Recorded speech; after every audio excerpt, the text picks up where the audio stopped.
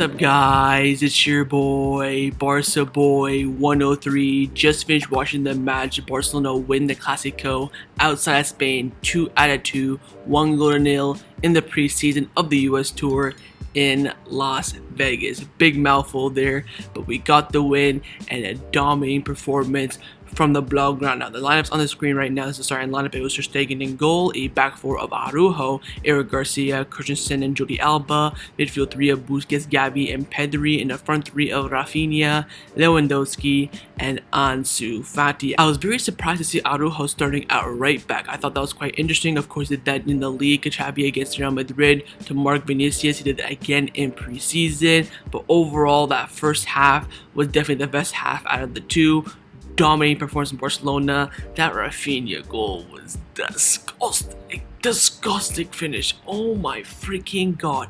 On the one-timer, control, bang, top bins, top corner. You cannot get more top corner than that goal. The goal is fantastic. I think that first half, we absolutely destroyed Real Madrid. The pressing, the intensity, the close play, the control of the ball was just magnificent. Of course, second half, when the subs came in, the atmosphere and the mood changed in the game, and the second half was quite dead. Besides from the couple of chances that Barcelona had in the last 15 minutes. Of course, I believe it was like a lot of wholesale changes. Roberto came on, Dembele, Aubameyang, Pique, who got booed there and got Shakira a chance. Frenkie de Jong was playing at center back again. The fullback change. There was a whole new starting lineup, I think, at the end of the game. But to summarize the game quickly, dominating from Barcelona. The pressing was great, intensity was great, and of course, picking up the win against your fierce rival. That's now two Clásicos outside of Spain, both in favor of Barcelona. Now, I want to talk about a couple topics here. Firstly, I've seen a lot of hate about Frenkie de Jong playing at center back. We have no one else. I saw him come on as center back. There are journalists saying and fans even saying as well, oh, they're putting him at center back again. They want to push him out. Center back of Barcelona is better than the midfield of Manchester United.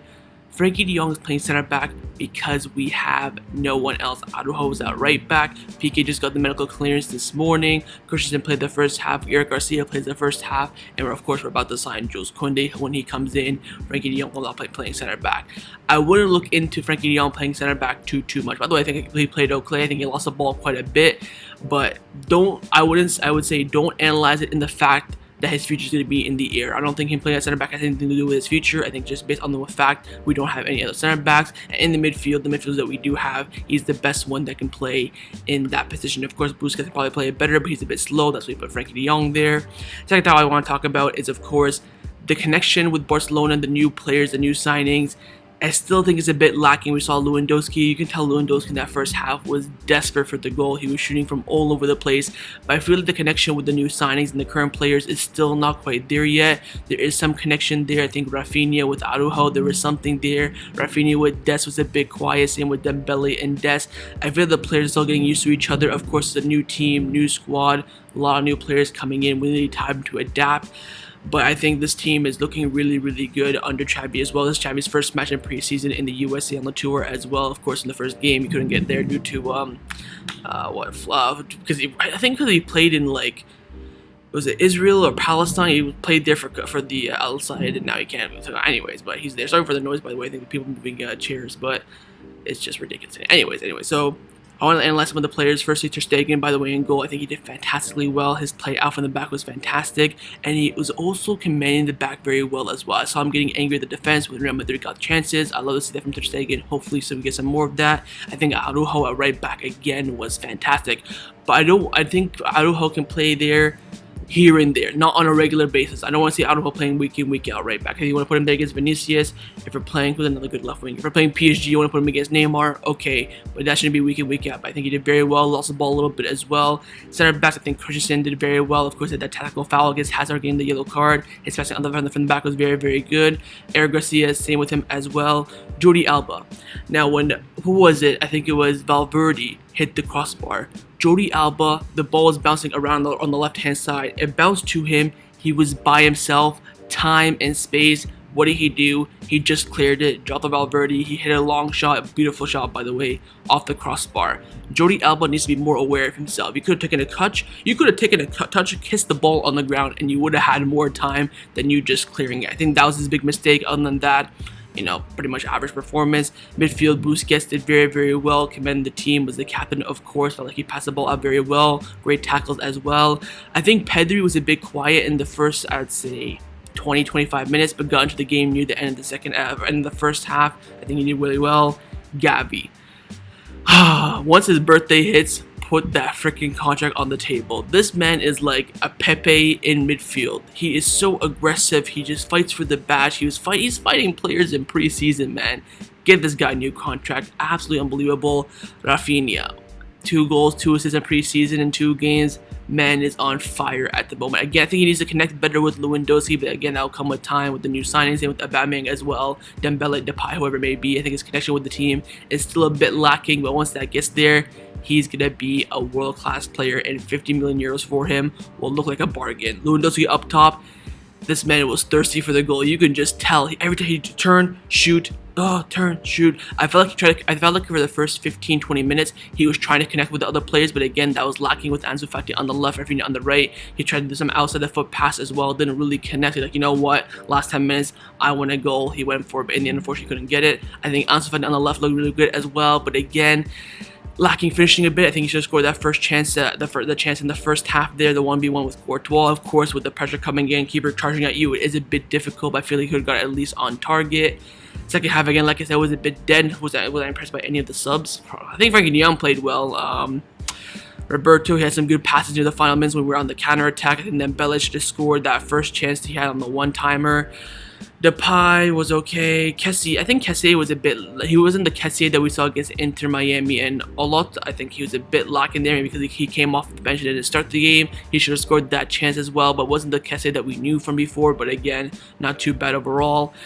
Final thing I want to talk about is Nico and Alejandro Balde, the 2, I think, youngsters that played in the squad. First thing, Alejandro Balde. I think he's good. I think he has potential to be a top left back. I think right now you can see he's probably one of the youngest players on the pitch. Lost the ball quite a bit, but he's getting in there. He has some great passes, some great connection plays, shows some great speed as well. I think I can understand why Xavi does not want to rely on him as a backup left back for the entire season, but I think he's got to go out alone. I think he is too good for Barcelona Athletic, should I say. I think he's too good for them. Send him out on loan to a lower team in the first division, like Osasuna, Eibar, Rayo Vallecano, whoever are at the bottom. I think if he plays there week in, week out, he will grow. I'm very, very impressed by him. Nico. Guy gives me goosebumps, man. There was some, I think the last few minutes, there wasn't that much from Nico, but that first 5-10 minutes when he came on, I didn't even notice. I felt like Busquets was there. I don't want to put too much pressure on the kid, but I'm going to say this one more time. We want to rest Busquets during the season. Play Nico. Give him minutes. Not do, Kessie, Frenkie, Pedri, or drop Frenkie in there, drop Xavi in there, do some other new movements in the system to not bring in Nico. I think Nico has the potential and should be playing on a more regular basis during the season. Cover for Busquets. He's getting old. This is going to be his last season. It's now time to adapt Nico into that position. Give him a run next season in there as a starter, and then analyze it from there. I think Nico this preseason probably one of my standout players alongside Raphinha probably. He's been showing some great potential in that position. I think he plays that position very, very well. Definitely better than Frenkie for sure that we've seen from Frenkie over the past few years. So overall, that's the match review. Very, very good match. I think Barcelona showing great promise, but again, preseason, don't want to get too ahead of ourselves. We want to see it in the league, week in, week out, in the Copa, in the Champions League, and of course in the Spanish Super Cup as well. So again, that's the match review. Leave me all your thoughts down below. There won't be a transfer video today because there's literally no news for Jules Kounde. It looks like Jules Kounde is on the verge of joining Barcelona. Once that's a done deal, I will make that done deal video, but we're hearing rumors about him all over the place, coming in from Spain and outside of Spain as well. There's also supposed to be a big meeting after the Clasico between the board and also between Xavi, Frenkie de Jong, and Memphis Depay, who hopefully in the next couple days will get a definitive answer on their future, as Xavi wants to make some room in the squad. Xavi is also telling the board to get rid of the hell of, Mingueza, Ricky Puig, Titi, Braithwaite, Neto, get rid of them as soon as possible. That's pretty much all the news. There's not much to make a video. I have nothing to make a thumbnail except for putting on Jules Kounde, so no chance of video today. That's a quick update for you guys, and I'm going to end the video here. Hopefully you guys enjoyed it. If you did, make sure to leave a like, and of course, leave me your thoughts down below in the comments on everything we discuss, and I'll see you guys next time on the channel. Take care, and Forza Barca.